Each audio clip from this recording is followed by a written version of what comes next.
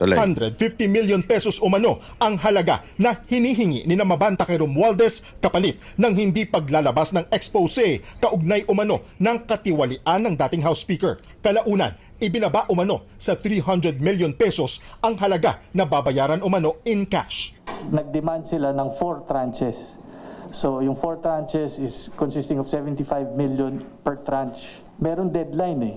So kung hindi masettle yun, May 5, magre-release sila ng first part 1 ng video. Isa sa ilalim pa ang expose video sa pagsusuri ng NBI Forensic Team. Ang NBI po will act on evidence. Evidence-based po tayo even dito sa nangyari na to. Sinundan natin kung saan po pupunta yung ebidensya. Sumailalim na sa online inquest proceedings si Mabanta sa reklamong robbery extortion. Dadalhin sa NBI detention facility sa Muntinlupa si Mabanta. Si Mabanta ay bahagi ng campaign team ni Pangulong Bongbong Marcos noong 2022 presidential elections. Kilala rin siyang taga-suporta ni dating Pangulong Rodrigo Duterte. May libo-libong followers sa social media si Mabanta, kung saan madalas siyang mag-post ng mga komentaryo sa politika at iba pang national issue. Ayon sa NBI, hindi nila pinag-iinitan ng mga kritiko ng gobyerno. Huwag raw haluan ng politika ang operasyon ng NBI. We. May mga personality na tumitira reputational attacks to gain money, to gain position, dapat yun yung managot.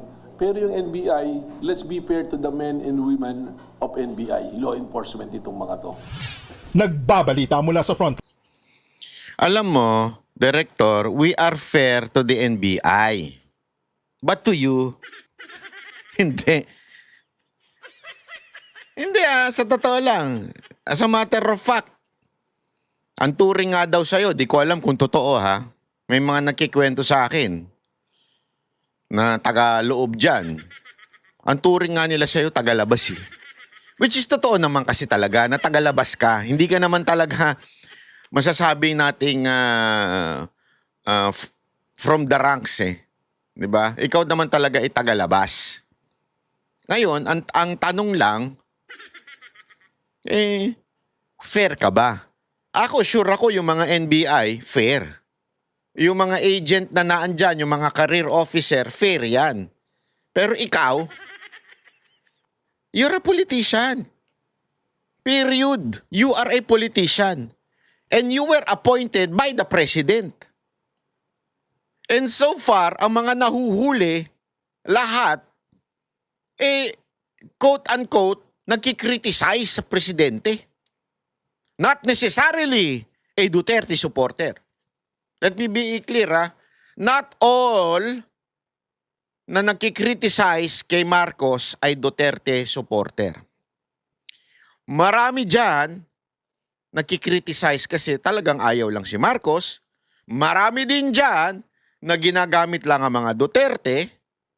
Marami din dyan ang namemera lang. Kaya kinikriticize. So, let's be fair. You want fairness? I'm telling you, being fair. Kung anong tunay na pagiging fair. So, ang dami-dami dyan na binayaran para banatan si VP Sara Duterte. Bakit hindi ninyo yun i-case build up yung mga ganun? Kasi meron nga dyan, ewan ko kwento-kwento lang, di ba? Na talagang namemera lang na mga vlogger. Bakit hindi ninyo ini-entrap o kini-case build up? Kasi mantakin mo eto. Bigyan ko kayo. Simple lang naman ito Simple lang mga kababayan. Walang trabaho. Okay? Mahina yung views ng YouTube. Kasi okay lang ako kung walang trabaho. Okay lang. Kung malakas yung vlog niya sa YouTube. That's alam naman natin. Social media, malakas financial yan, di ba? Ang sabihin, sa ibang bansa, talagang trabaho ang pagiging vlogger. At mas malaki pa ang kita niya kaysa sa mga executive. Which is totoo naman talaga. Alam natin yan. Okay? Pero ito ang tanong. Marami dyan, kung nagkikriticize kay VP Sara Duterte, wala namang followers. Mahina naman ang kanilang YouTube. Pero bigla nagkakakotse, bigla dati nasa kubo-kubo lang, ngayon nasa magandang condominium na. Paano nangyari yun? Di ba? Paano nangyari yung mga ganun? Doon mo malalaman. Wala ito mga mahina ang views nito sa YouTube. Laging ang bad dahil sa pagmumura eh. And to be transparent. Sa Facebook, mahina ang kita diyan. As in dati, malakas. There was a time na ng isang buwan ata lumakas. Binago nila yung algorithm. Tapos nung napansin nilang kumikita yung mga tao, dinrap nila. Alam mo yung 1 million na reels, kunwari na views na reels, wala pang $30 yun. Pinapakita sa akin ni Sir Jack, kasi hindi ako nakaka-1 million eh. Si Jack pinapakita niya sa akin, tapos sabi na nga namin, uy, manlibre ka, lakas nung reel mo, ganyan-ganyan. Tapos papakita niya, ang baba. Ang baba. Ang hina talaga nung kita. Kaya nga, paano unless may trabaho, di ba? Meron silang istasyon na binabayaran sila na pinagtatrabahuhan kahit mahina ang vlog, di ba? Kasi you're hired. You are an employee or you have a business. Kaya nga alam mo, hindi mo pwedeng masabi na fair ka. Sorry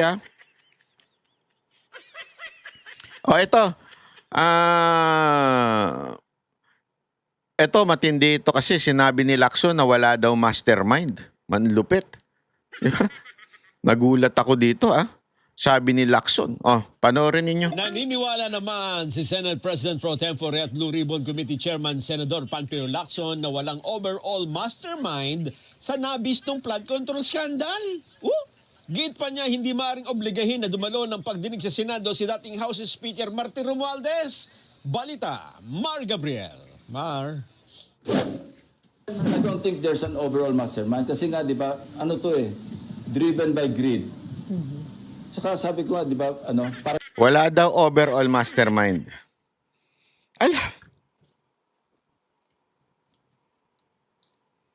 Napakakalokohan nito, Lacson. Sobra. Alam natin na may korupsyon. Alam natin na may flood control. Paano nangyari yun? Bilyon yung pera. Saan nagsisimula? Sa executive. Sino nag-a-approve? Di ba? Legislative. Kanino pipirma? Babalik ang pirma. Sa executive. Sino mag-execute ng pera na ilabas at ibigay dun sa mga kontraktor? Executive. Tapos sasabihin mo, walang mastermind? Ang laking kalokohan nito, mga kababayan. Si Raulo na lang talaga maniniwala dito. Sorry pero that's the truth Si Raulo na lang talaga maniniwala dito kay Lacson. sitik Matapos ang 8 pagdinig ng Senate Blue Ribbon Committee, wala raw nakitang overall mastermind sa nabistong flood control scandal. Ang chairman nito na si Senator Panfilo Lacson. Sabi niya, walang iisang personalidad na nagmando para maisagawa ang malawakang korupsyon. Ang meron daw ay mga mastermind sa regional level. Merong organized na grupo pero within a certain agency, within a certain district engineering office like the Bulacan. Yun talaga sindikato yun. Kasi merong gustong antumbukin, sir, yung former speaker hanggang kay presidente, yun ang gustong If tumbukin. they have the evidence, present nila. Magdala sila. Lacson! Evidence! Si Diskaya, idiniin nyo, nagbigay na ng evidence. Ito this is how foolish Lacson is. Sorry Lacson, pero tanga ka talaga Mantakin mo, yung kontraktor ang nagbibigay ng pera sa mga congressman o sa mga opisyal ng gobyerno. Ito isang kontraktor, sinasabi na niya, eto si nag-ano sa amin, si Romualdez. Ano sabi mo? Anong pinalabas nung mga pangyayari nun? Lalabas na biglang nagkapalitan ng leadership, biglang yung Blue Ribbon, hindi na in-entertain si ano. Sinong kinontrol? Yung mga taga-DPWH. Remember, recipient lang yung mga taga-DPWH. Tumatanggap lang. Mula saan? Sa kontraktor. Kasi sila binabayaran. O, tapos yung kontraktor sila magbibigay. 'Di ba yung mga kontraktor nga nag-a-advance pa? Dahil yung pera wala pa from the government, mag-a-advance payment sila sa mga opisyal ng gobyerno.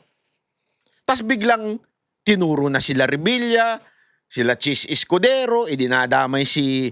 Alam mo, halatang-halatang diversion si Chis Escudero, si Revilla, si muntika na si Villanueva, tapos pati si Estrada. Diversion yun eh. Hindi naman yun nabanggit ni ni pangalan nito nung kontraktor na si Diskaya eh. As a matter of fact, mamaya papakita ko sa inyo.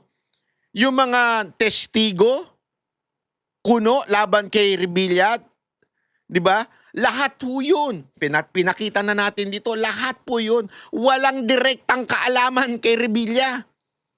Sino lang ang nagturo? Yung isa lang na nakatanggap din. Bakit niya tinuro? Eh kasi nga, hindi pa pwedeng ako yung maraming natanggap. Kailangan merong iba para maligtas yung sarili ko. That's the motive. Di ba? Alam mo, simpleng utak ng mamamayan, maiintindihan ito eh. Yung mga kontraktor, katulad ni Diskaya, ang itinuro nila si Romualdez at si Zaldico. Tas biglang lumugwak. Ayaw sa kanya pakinggan. Tas sabihin nyo, walang ebidensya. Pangalawa, 18 Marines. Nagsasalita na. Ay, hindi pala 18, 16 lang. Yung mga ex-security ni Zaldico nagsasalita na. Sinasabi namin, ito, nahatira namin, ito, si Romualdez ang bla bla bla. Sinabi na nila yan. Ayaw mo ipatawag. Kasi sabi mo walang ebidensya. Ginagago mo ba kami? Hindi totoo, Lacson. Ginagago mo ba kami?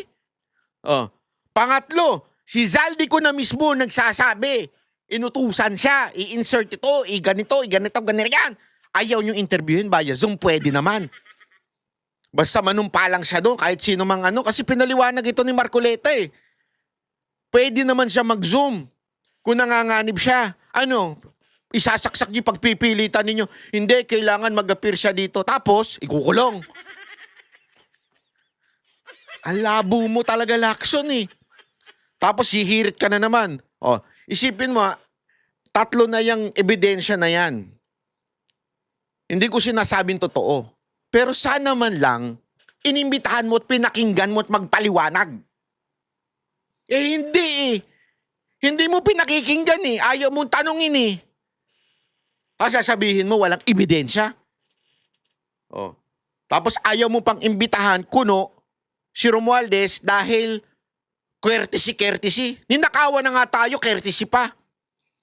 Hindi ko sinabing si Romualdez ang nagnakaw. Ang sinasabi ko, yung bansang Pilipinas, ninakawan na.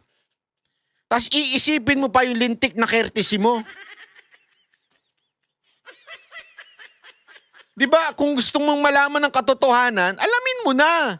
Tanungin mo na yung pinagbibintangan na yung kapitbahay, courtesy pa. Kasi sabihin mo ngayon, walang mastermind. Sino man iniwala sa'yo, mga tanga? Init ng ulo ko, gagigising ko lang eh. Magtrabaho rin sila na maghanap sila ng ebidensya kung sinong gusto nilang tumbukin. Ako wala akong gustong tumbukin. Dumarating sa akin yung mga nagre-report. Yan naman pala mga kababayan, wala pala siya talagang gustong tumbukin.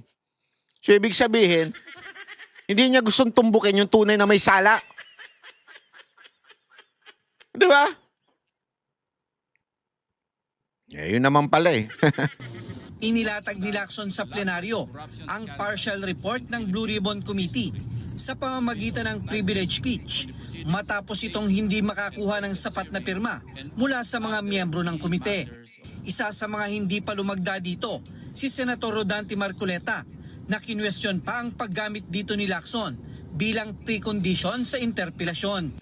But as for myself, Mr. President, I cannot sign a partial report. A partial report is basically unfinished.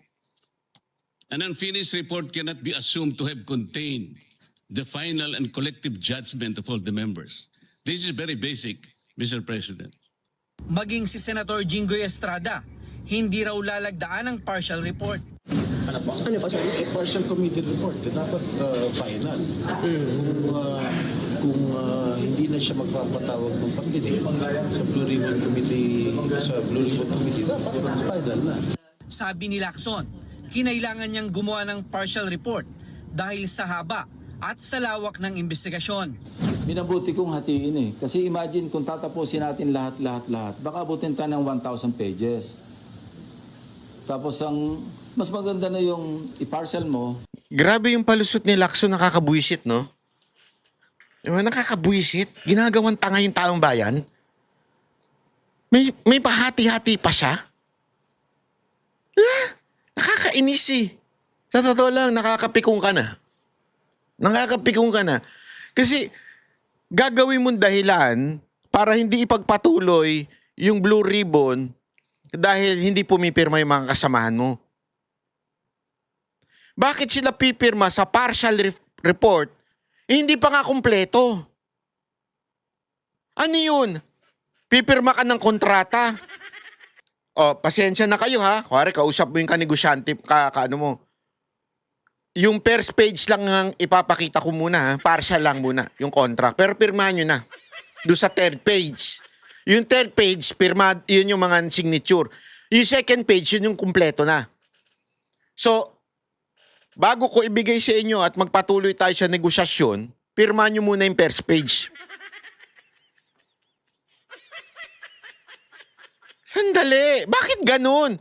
Tapos sasabihin mo, hindi na tayo magpapatuloy sa negosyasyon na to. Bakit? Hindi nyo pinipirmahan yung first page eh. Sabi nung kausap mo, ipakita mo na kasi lahat. Paano kami pipirma niyan kung hindi mo kami ipapakita lahat? Hindi, partial lang. Kasi dadami to pagka ano. Lukuhan eh, no? Nakakabuisit. Para get done with yung na-cover, tapos yung susunod na phase, edi i-absorb na lang o masubsum na lang yung partial committee report doon sa main committee report. Grabe. Sa chairman's report ni Lacson, inilabas niya ang mga nakalap na ebidensya at mga personalidad na inirekomenda ng komite na kasuhan, kabilang ang mga DPWH official at ilan nilang kasamahan sa Senado, kabilang sina Senator Chis Escudero, Senator Joel Villanueva at Senator Estrada. You're not bothered by it? Not bothered by it. Tsaka naglabas na ng statement ang LBRMO na wala akong sinasabi ni Bryce Hernandez nung nag-hearing sa House na Coroen na Binsort ng 355 million. Kung sinabi naman dito na wala nang dalawa insertion, talaga na yung makapakilalang sila. Tama nga naman hindi pirmahan. Paano ko doon sa yung partial, yung kalahati biglang nandun ang pangalan nila, nila Estrada, tapos pinirmahan nila. Tayo nang gaguhan eh, no? Nakakabuisit ito si Lacson. Sa totoo lang, nakakabuisit ka. They won't take it as a gospel truth.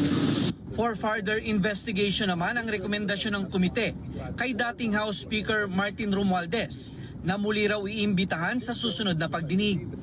Pero sabi ni Lacson, hindi pa rin siya maaaring obligahin dahil sa umiiral na interparliamentary courtesy sa pagitan ng Senado at Kamara. Pero ang nangyari, Mr. President, ang ating boss, ang mga amo natin, ang taong bayan, ang hindi na po iginalang eh. Hindi lang pangbabastos sa mga taong bayan ang ginawa ng mga magnanakaw at kawatan nitong flood control projects. Igagalang pa ba natin, Mr. President, ang mga tinutungo ng ebidensya na sangkot ang mga taong gusto nating ipatawag in this chamber? Kaya nga sabi ko kanina, wala sa hulog eh. Hindi mo makita Ikaw yung ang wala document. sa Sinabi hulog. na lang merong time-honored tradition. Namulat sa pool na nag-open yung Congress, naandyan na yan. Bakit natin Ito yung palusot ni Lacson na ayaw niyang imbitahan itong si Romualdez. Kasi daw, meron ng tradisyon. Alam mo, Lacson, mas aatupagin mo pa yung tradisyon kesa sa mahuli ang korupsyon. Diba? Yung korupsyon po ba, nirerespeto niya ng tradisyon? Again this is not a law or a rule. Therefore, this is a tradition.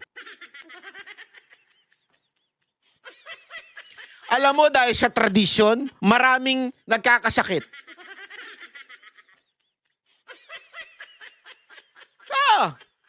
Bigyan kitang halimbawa. Tayo mga Pilipino, mahilig tayo sa tradisyon eh. Wala akong tinitirang relihiyon dito Pero mahilig tayo sa tradisyon. Ano yung tradisyon? Huwag kang maliligo sa gabi dahil pag natulog ka na basa ang buhok mo, masisira ulo mo. Yan ang tradisyon natin eh. Paniniwala natin ganyan eh. So maraming natulog at paggising may lisana. Ang bantot ng buhok. Totoo.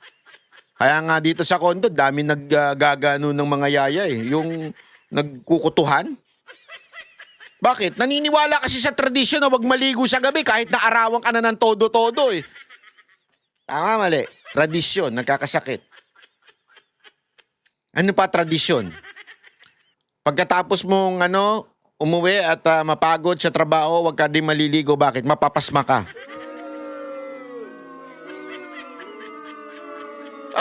Diba? So, ano nangyari yun? Nagkaputok ka. Nayari yung health mo. Pero kung i-imagine niyo to, yung mga nag-gym, pagkatas mag-gym, naliligo. Di naman sila napapasma. Pero ikaw, na nag-commute lang, ayaw mo maligo kasi mapapasma. Kasi nga tradisyon. Maraming namamatay dyan sa mga tradisyon. Sa totoo lang.